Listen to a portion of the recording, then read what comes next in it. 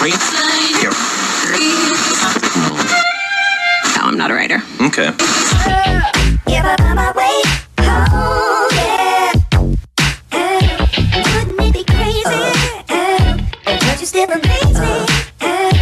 Wouldn't it be crazy? Don't you still amaze me? Wouldn't it be crazy? Don't you still amaze me? Hello, everybody. Welcome back. What you think of that intro? It's something new. It's something different, but I'm pretty excited about it. I think it's something that I've been waiting to release, and now that I have, as I mentioned earlier in the show, and nobody heard, now that I have Jonathan Tripp working on the production side, and I'm very, very happy to have him here, we can make more of this magic of live streaming happen. So I hope you like it. I am Jen. I am a best case scenario, certified wine lover in terms of I drink a lot of wine and I love a lot of wine. Tonight I am actually drinking Virginia wine, trying to keep it local because I am in Virginia. I am drinking Fabioli Cellars. It is a Chambourcin. If you don't know what a Chambourcin is, it's a French-American hybrid, and it is really well known here on the East Coast in North Carolina, in Virginia, New York, Maryland, and all the way out to Nebraska. With Chris Ballard, she knows that very well. We are so happy to have Thea from Luscious Lushes, as well as the Wine Blogger Scholarship. So I think it's time to turn it over to her and let her make her intro tonight. Hi, everyone. It's Thea, the Luscious Lush. Excited to be here talking about, me, my favorite subject, and the Wine Blogger Scholarship. So I'm jazzed this year. It's our 10th anniversary. I can't believe it. And of course, I would be constantly remiss if I didn't mention my most favorite person on this show. My most consistent friend on this show and layperson, Stub from Cork Envy. Awesome. Hi, everybody. Stub here. I do all the stuff I do. Make films, write funny stuff, do funny songs, and drink a good amount of wine. And we'll get back to you in a minute on this, Thea, because I don't think you told us what you were drinking.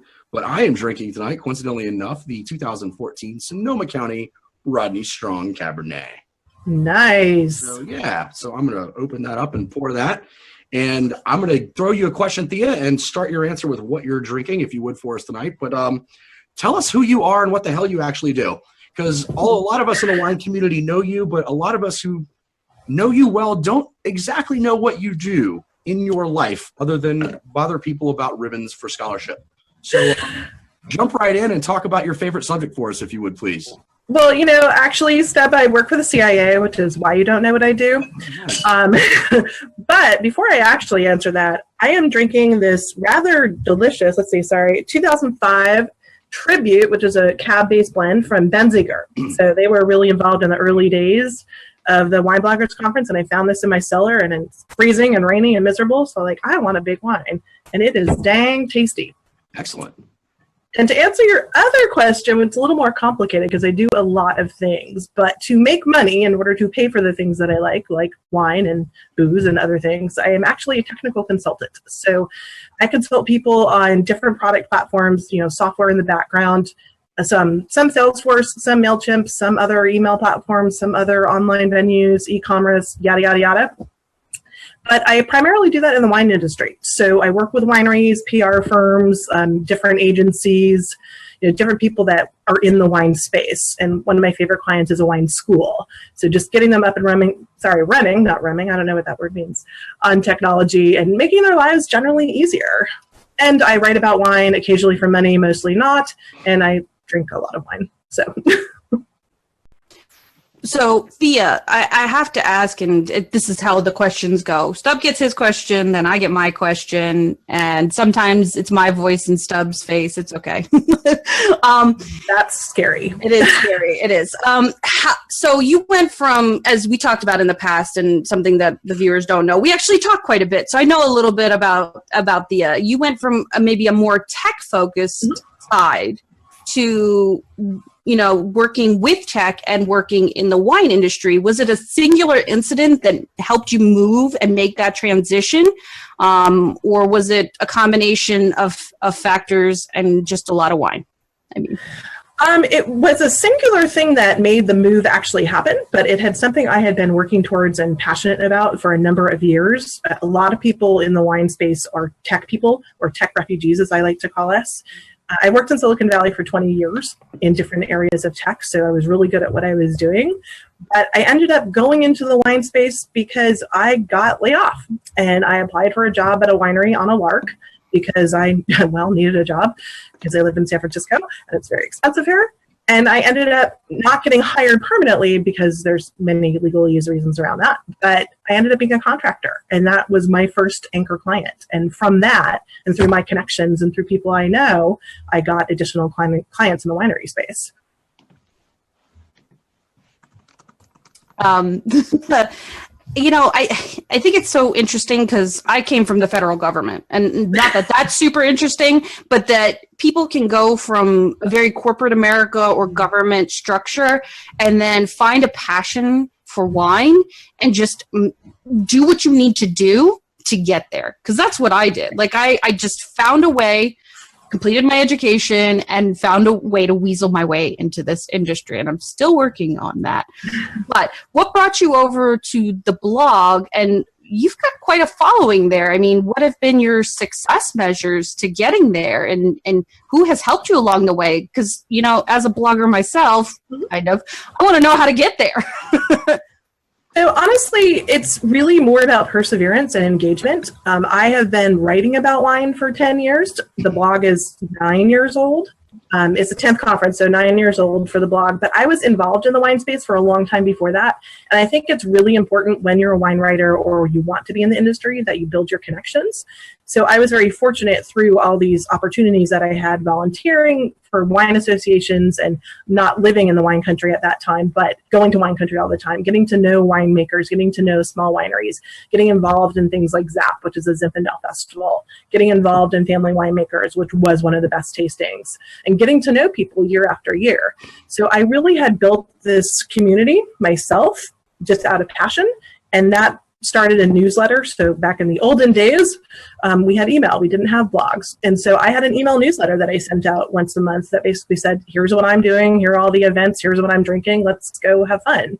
And I actually met, Lisa Swift of Bricks Chicks through that, through a volunteer opportunity. And we're now friends, and we've been blogging for a long time. And that was a sort of natural progression from that to the blog. And again, it's all about community. And, I'm maybe a little bit of a nuisance, but I'm certainly very passionate about what I do. And I make it my business to make people know who I am for various reasons, whether it's for money or the scholarship or the blog. I am infamous, even without the tiara, which I feel naked tonight, so I'm a little sad. Sorry. I'm sorry, the tiara of which you're speaking is hanging on my bull skull down in my garage. So useful. Well, it is. It perks them up a little bit, beautifies them just a hair.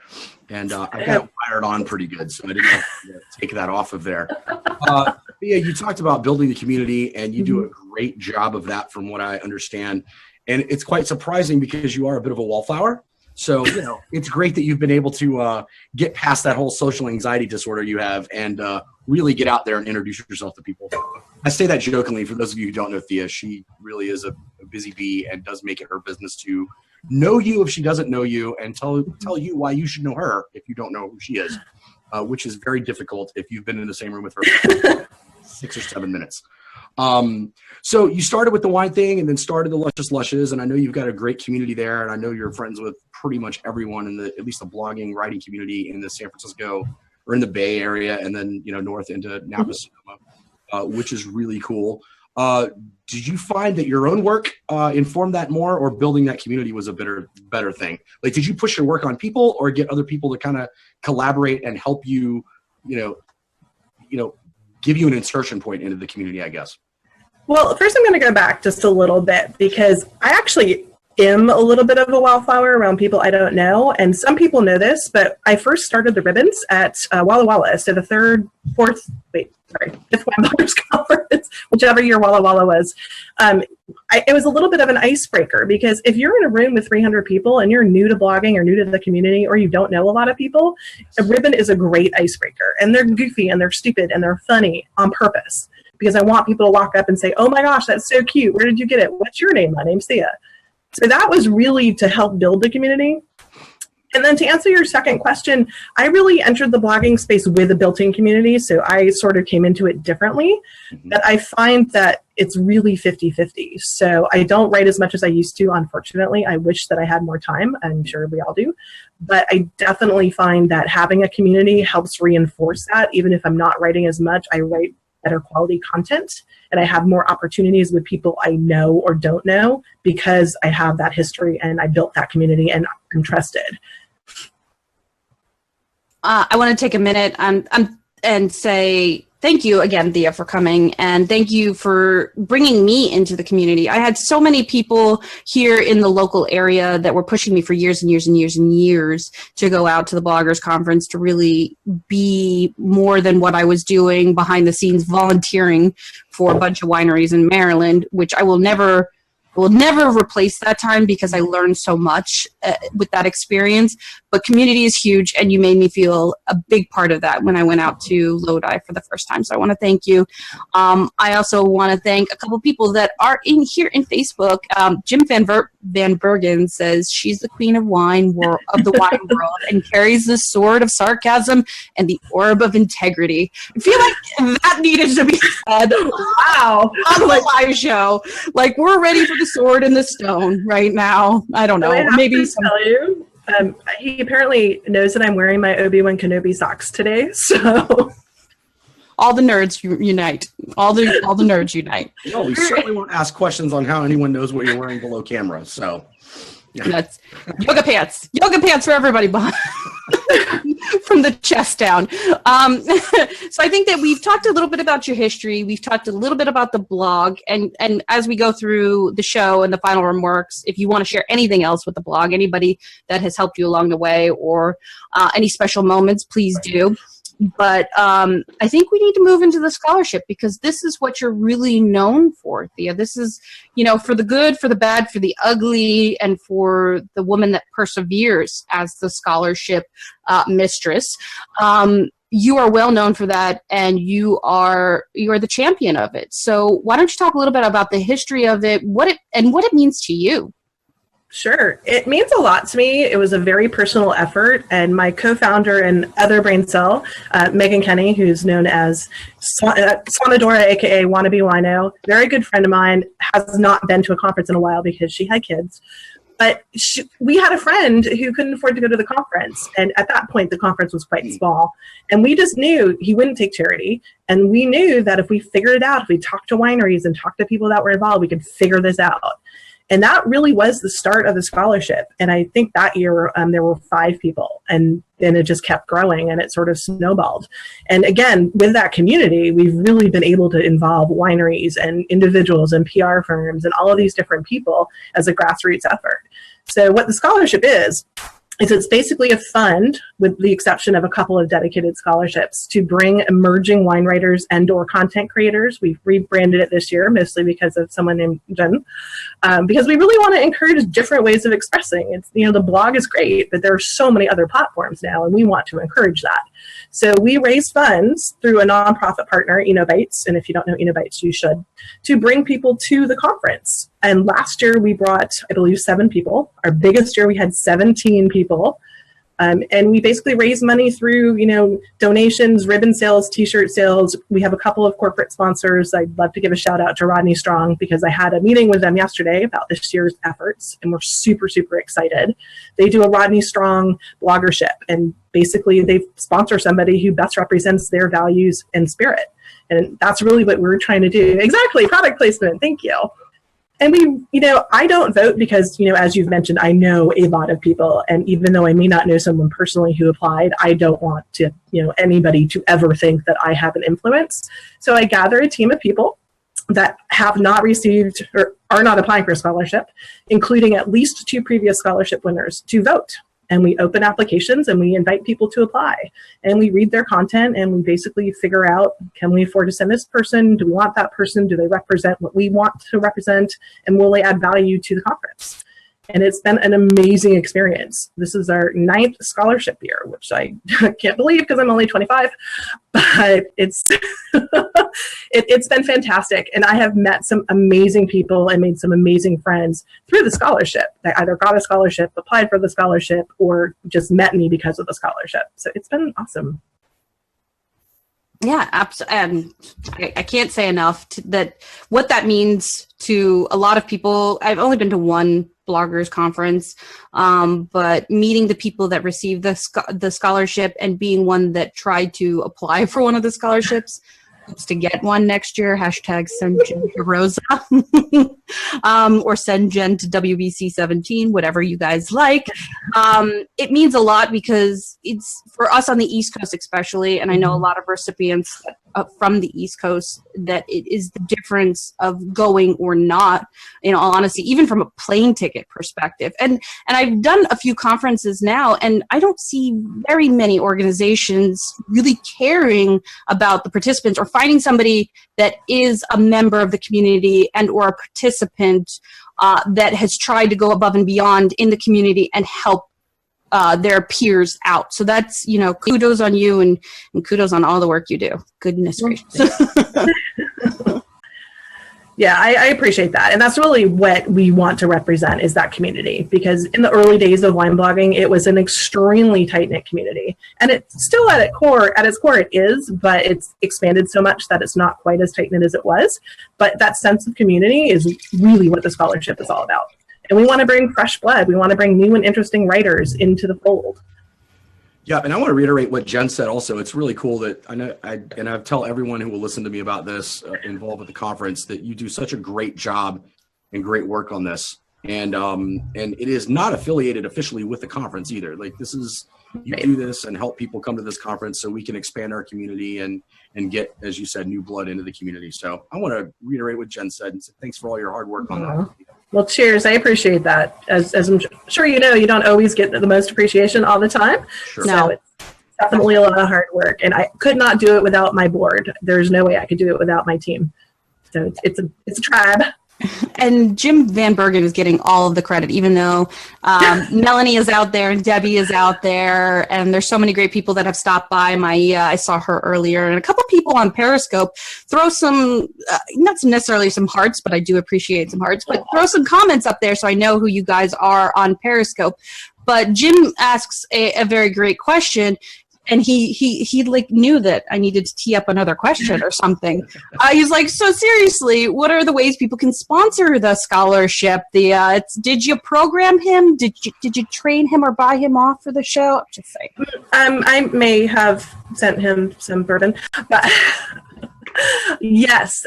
So we're in a new tax year, which is great. I personally am self-employed, so any little tax write-off I can get, I go for. So as an individual donor, if you are just a blogger or a person that has a little extra fundage, you can donate through WBC Scholarship. Sorry, trying to get the website right because we changed it. WBCscholarship.com/America. And there's a donate page on the left-hand side. That goes to a PayPal link, which you can use your PayPal account, or you can actually use a credit card. But that is through Enobites. And so Enobites is our nonprofit partner, so you can get a tax-deductible receipt for that. Or you could send a check to them if you prefer to do that. We do actually are actively looking for corporate sponsors. Rodney Strong is a fabulous partner, but we love winery partnerships. We love corporate sponsors as well. And we will go above and beyond and talk about you any way we can to help promote your brand if you want to sponsor us. And basically all of the money except for the Rodney Strong Scholarship at this point goes into a pool. So there's no one person you can actually elect to sponsor, although if you want to do that, we can certainly talk about that. And then that way, your money goes to this great group of people, and the team votes on who's going to go. So you know that you have the top, probably 10, we hope, or the creme of the crop that's going to actually use your money to get to the conference. And we require them to do some things in order to get that money. So it really does balance out. And yes, we'd love your money. Please, please, please. Oh, and if you do donate, we have some fabulous, fabulous door prizes. Or pledge gifts, sorry. Is that what they are? Pledge gifts, right? So we have some little fun stuff to give you if you do choose to donate at a certain pledge level. Awesome. So I'll go ahead and ask the follow-up question here, Thea. What other ways can people help with their money and get some awesome things in return for that as well? Well, I'm so glad you asked, Deb, because we have some super fly t-shirts this year. All right. I do not have one on. I apologize. I feel badly about that. But we have 2 awesome t-shirts. We're in the process of ordering another one.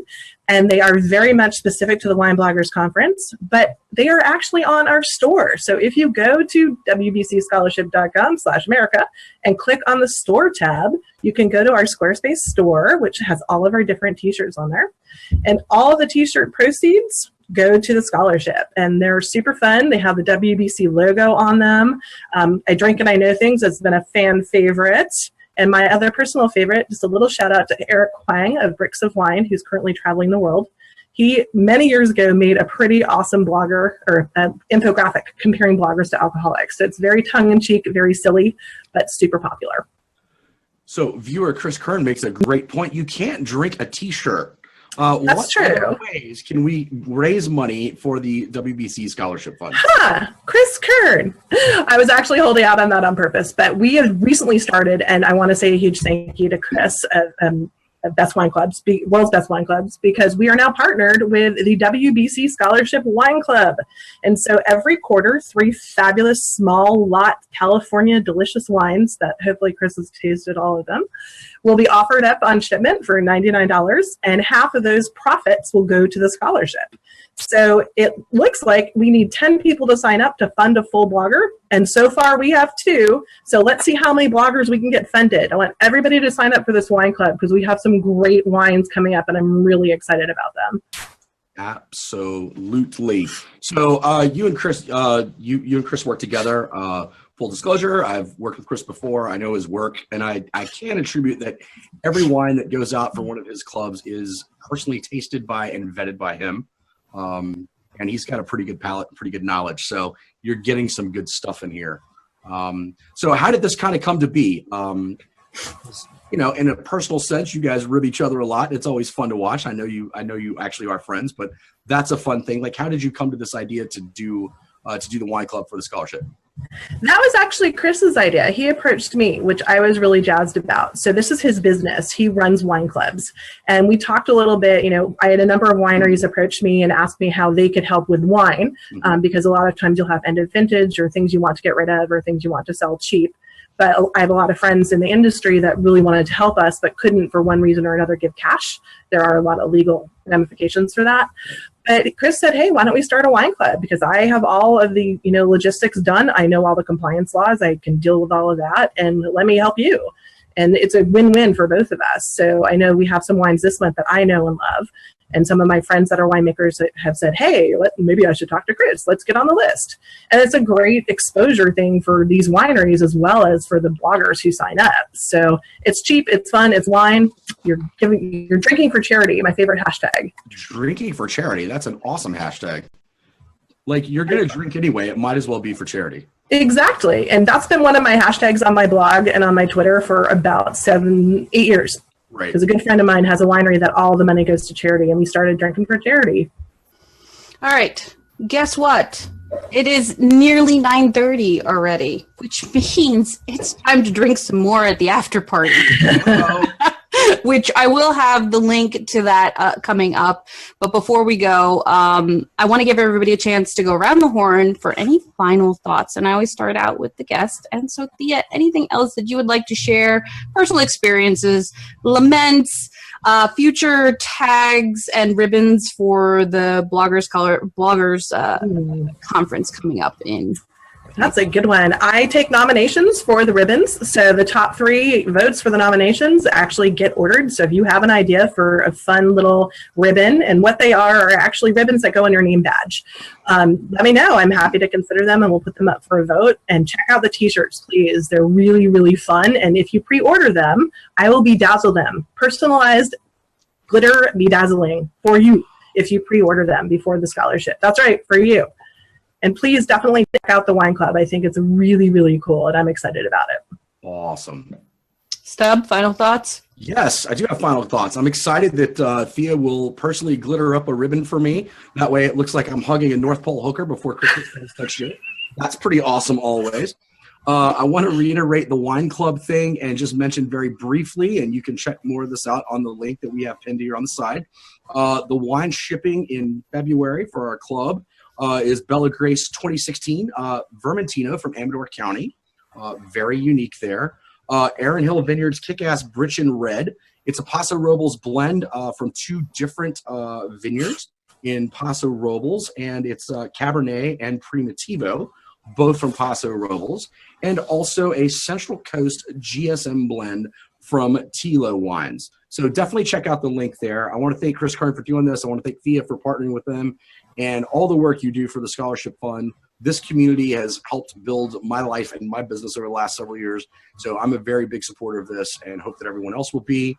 And other than that, Happy New Year, everyone. And apologies to Andre Robinson. We ran out of time for you tonight. We'll definitely get you booked on a later show. I don't know how much I can actually follow that up. I'm getting the information right now for the after party. So final thoughts for me. Thank you again, Thea, for coming by. And thank you for working very tireless for all of us. # send Jen DeRosa. Okay. Thank you, Stub, for arriving on time and being the ever-loving Stub that we come here week after week for. I hope to see everybody in the after party. Looking forward to next week and sharing New Year's, new wines, wine resolutions. So if you want to drink more red, you want to drink less red, you want to drink all of the reds, let us know your resolutions. We'll talk about it on air and we'll share some of our own. Otherwise, I feel like this is the end. So cheers to everybody, and we'll see you next Thirsty Thursday. Cheers. Clink. Clink.